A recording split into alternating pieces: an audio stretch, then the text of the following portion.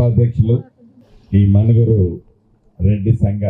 అధ్యక్షులు మిత్రులు భాస్కర్ రెడ్డి గారు, మాజీ అధ్యక్షులు శివారెడ్డి గారు, స్థానిక సర్పంచ్ కృష్ణ గారు, మీ అందరి అభిమాన నాయకులు, స్థానిక శాసనసభ్యులు మిత్రులు పాయం వెంకటేశ్వరరావు గారు, మరొక శాసనసభ్యులు భద్రాచలం మంచి పేరున్న డాక్టర్ గారు పల్లం వెంకటరావు గారు, కాంగ్రెస్ పార్టీ జిల్లా అధ్యక్షురాలు సోదరిమణి దేవి ప్రసన్న గారు, ఈరోజు ఈ కార్యక్రమంలో పాలు పంచుకుంటున్న నా రెడ్డి కుటుంబ సభ్యులు, సంఘ నాయకులు, ప్రింట్ అండ్ ఎలక్ట్రానిక్ మీడియా మిత్రులు, ముఖ్యంగా ఆడబిడ్డలు, అన్నదమ్ములు అందరికీ శిరస వంచి మనస్ఫూర్తిగా హృదయపూర్వక నమస్కారాలు. చాలా సంతోషం. ఒక మంచి ఉద్దేశంతో ఒక షెల్టరు, అంటే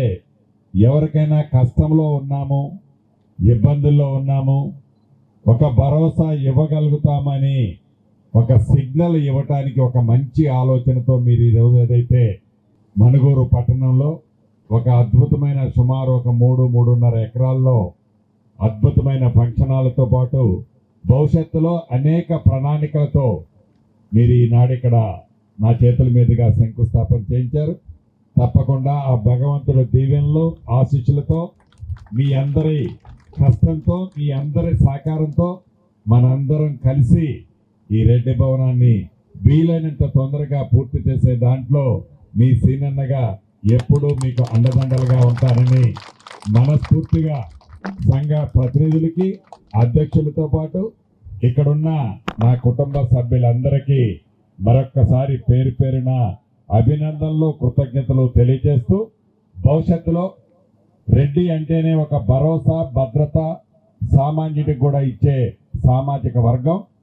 ఒక్క మన రెడ్లతో పాటు ఈ ప్రాంతంలో ప్రతి ఒక్కళ్ళకి గతంలో ఏ రకంగా మీ అందరి మీద ఈ ప్రజలకి ఒక మంచి అభిప్రాయం ఉండేదో దాన్ని ఎక్కడా కూడా తగ్గకుండా ఉండే విధంగా మీ నడవడిక ఉంటదని మీ సీనన్నగా మనస్ఫూర్తిగా మీ అందరినీ కోరుతూ, మళ్ళీ